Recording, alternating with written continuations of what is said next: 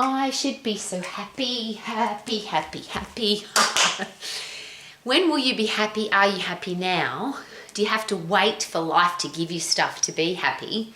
And what does happiness actually mean? And it's a really interesting question because the psychologists and psychiatrists, the brain people, they don't like to talk about happiness because it's too hard to explain. So they talk about being satisfied with your life. So what would make you satisfied with your life? And we often hear this: I'll be really happy if and when. I'll be happy if I have more money. I'll be happy if I lose weight. I'll be happy if I get a better job. I'll be happy when I get my new car. I'll be happy when I'm on holidays. I'll be happy when I have a great relationship. I'll be happy when I get married. I'll be happy when I find a great partner. Whew, they're all outside things. So could that mean then that those things would be controlling our life? So I can't be happy if I don't have money. I can't be happy if I don't have a job that I love. I can't be happy if I don't have a beautiful home or a nice car or great clothes. I can't be happy unless I've got somebody in my life. Interesting, if you have a listen to all the love songs that have ever been written, most of them go a little bit like this: I can't live without you. You complete me. You make my life worthwhile. You are the reason I'm alive. You are the reason I can breathe. There's lots of love songs that say, I can't be happy unless I have you in my life. There's an interesting question there, and I'm focusing on people first, because if you are relying on other people to make you happy, number one, isn't that a huge responsibility for the person that comes into your life? Would you then have a responsibility to make them happy? And what if they're not there? And I'm the ultimate optimist, but I'm aware that we're all going to die. And I'm sure you've seen this happen to people who somebody beautiful has come into their life, or they've got a great partner or a great husband or wife or beautiful children, and something happens to somebody that they love and their life is completely ruined. I'm going to give you an example of that. My father died when I was reasonably young. And the reason for that is that my father was 60 when I was born. So he was never going to be in my life for a very long time. And my father shared with me for as long as I could remember that, number one, we're all going to die. It's not that we're going to die that's important. What's important is that we're going to live. How are we going to live? And he said to me, if you're sad when I die, that would be irresponsible, that would be disrespectful, because you have a life to live and I'm an old father. And I thought that was very wise words. I have the same relationship with my gorgeous husband, and I love him dearly, and we have a great relationship, and we've been together a very long time. Just as a side note, we've decided that we're going to die together, but that might not happen. And wouldn't it be disrespectful if we've had this great life together and then I just stop living if something happens to him, or he stops living if something happens to me? And I'm sure you've seen that happen, where people have lost somebody and their life is over. They don't live anymore because they've lost the person that they love. And I think that's a very sad way to live, because number one, it means that somebody else is controlling your happiness. And surely we need to be a beautiful, happy, respectful, self-disciplined, self-motivated, self-inspired, self-educated person to attract great people into our life. And if that's the case, then the person that we attract into our life is going to want somebody who's strong and tough and powerful and independent, rather than I can't live without you, you make me, you complete me. So can we be happy as a beautiful human being, and then we'll attract great people into our life, but that would add value to our life, not make our life? If you think that money's going to make you happy, can I promise you that I've been very privileged to know lots of wealthy people, millionaires and a couple of billionaires, and most of them are bloody miserable, because they think that money's going to make them happy and they can buy everything that they want. And they do. They go and buy stuff and houses and cars and shoes and bags and watches and go on expensive holidays and drink expensive wine. And they're looking for a way for things to make them happy. And most of them seem to be miserable. The multi-millionaire wealthy people that I have had the privilege of meeting who are genuinely happy are the ones who are not controlled by things. They were happy before they were wealthy, and wealthy, money, financial security, financial independence just made them more of what they already are. And that's an interesting thing to take note of. If you're a horrible person and you become wealthy, if you're a horrible poor person and you become wealthy, you're just going to be a horrible wealthy person. Wealth doesn't make you a nice person, and wealth doesn't make you a happy person. Is it possible that if you are a happy, positive person, you're an optimist, you're a solution finder, you are more likely to attract either great or great people into your life and wealth.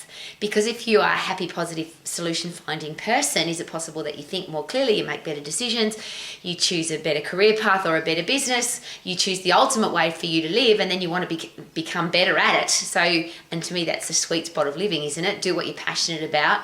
Because you love it, you keep getting better and better at it, which gives you purpose. And then what you do adds value to other people's lives, not other people have to add value to your life.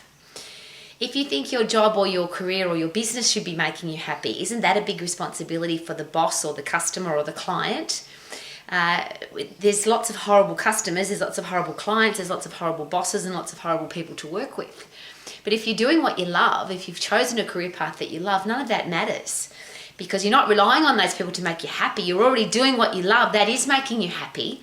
So the horrible people, the nasty customers, the disrespectful clients, they just they add value to your logic, your headspace, your wisdom, your growth and learning, because without them, how could you grow and learn? So you're not relying on those people to make you happy. You're not relying on your job or your career or business to make you happy. You're doing what you love, and then everything after that is just a bonus. Isn't that awesome?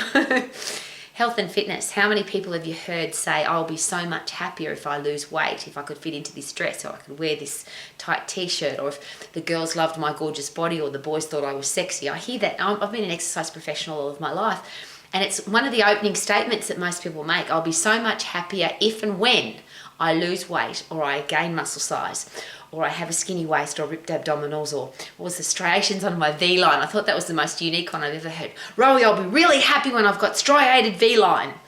I had to ask what that was, by the way. Is it possible that if you're a happy, positive person, you're more likely to get into shape? Or the reverse, if you get really fit and really strong, not focusing on your body, but you focus on, I want a healthy body, a healthy brain, I want to be the fittest and strongest that I can possibly be, is it possible that that in itself will create happiness? And if you've ever been miserable and grumpy and then gone out and done a hard workout, high intense activity, lifted something heavy, gone for a sprint, isn't it interesting that your headspace changes? One of the things when people share with me that they wake up in the morning and, I'm having a fat day, or I feel fat today, my suggestion is always, don't look in the mirror when you wake up in the morning. Go and do some high intense activity, get puff, lift heavy, clear your brain, and then when you look in the mirror, are you more likely to see the positive side of your body rather than the negative? Could that be a good idea? So rather than waiting for life to make us happy, other people to make us happy, money to make us happy, things to make us happy, could it be a really good idea to decide I'm going to get fit and strong, the fittest and strongest I can possibly be, so I can change my brain chemistry to be happy? And I always share this. I bang on about this every single day. Because to me, being happy is the ultimate goal. Why would you want to be miserable? Why would you want to be grumpy? Why would you want to be depressed? So what do I have to do to get happy? And the chemical reaction in your brain, or the chemical response in your brain, is a very simple process. There's two neurotransmitters in your brain that make you feel good, ultimately. Dopamine, which is a reward neurotransmitter, and serotonin, which is a satisfaction neurotransmitter.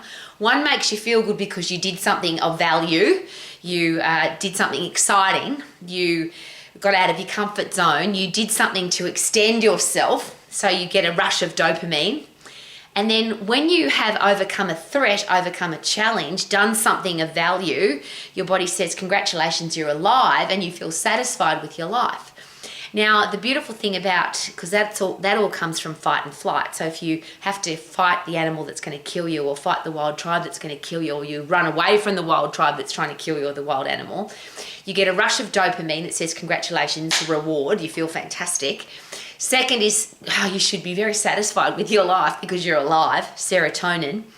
Endorphins are the neurotransmitters that are painkillers that also make us feel good. That's a double whammy, isn't that awesome? And then brain-derived neurotropic factor, which is fertilizer for your brain, that makes all of those systems work more effectively, and you pump that particular neurotransmitter, the fertilizer, when you overload your body, overload your brain, or both. So it's very simple to be happy. People rely on drugs, alcohol, antidepressants, gambling, smoking. There's a whole heap of things that people do to try and get happy. Or they think, I'll share again, if I'm wealthy, if I lose weight, if I've got a great partner, if I've got a great job, if I go on holidays, I'll be so much happier. But is it possible we're in full control of our happiness? I get to control my brain chemistry. It doesn't control me. If I don't feel good, and that happens on a regular basis, we're humans. We're tired or stressed or grumpy or miserable or something's going on in our life and we don't feel good.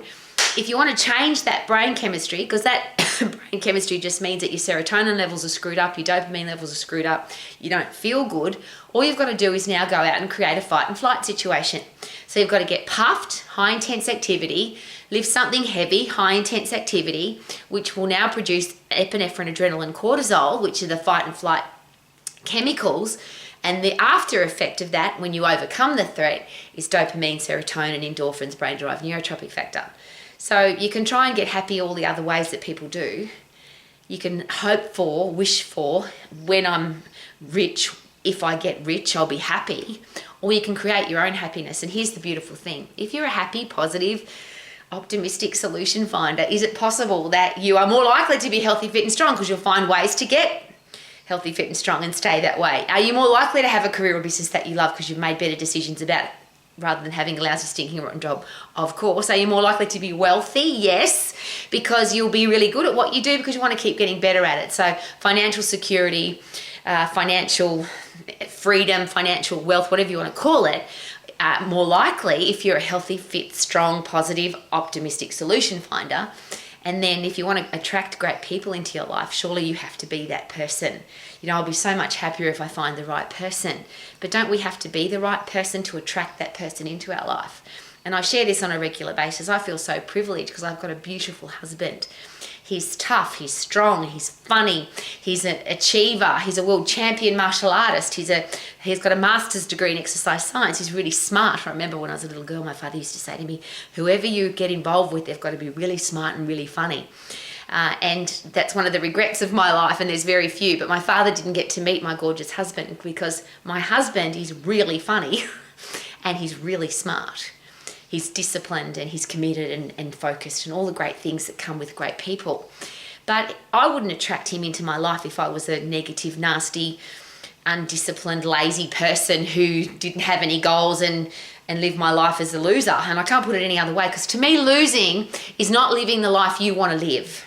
So if you don't want to be healthy, fit and strong, and you don't want to have a career or business that you love, and you don't want to be financially free, and you don't want to have great people in your life, that's awesome. But be aware that that's the kind of person that you would attract into your life. You'll attract somebody that's not healthy and fit. You'll attract somebody that doesn't love their job. You'll attract somebody that's broken. You'll attract somebody that doesn't care about the person they have in their life.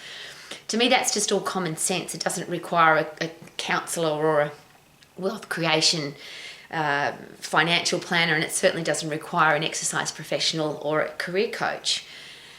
We can have the life that we want. We've just got to decide, I'm going to be healthy, fit and strong. I'm going to have a healthy body, a healthy brain, and I'm going to be happy from the inside. But you don't have to decide to be happy. You will be happy if you are your healthiest and fittest, if you're getting puffed and lifting heavy on a regular basis, because you can change your own brain chemistry. Isn't that awesome? That you can live your life to the max and it's your choice. Ha ha ha.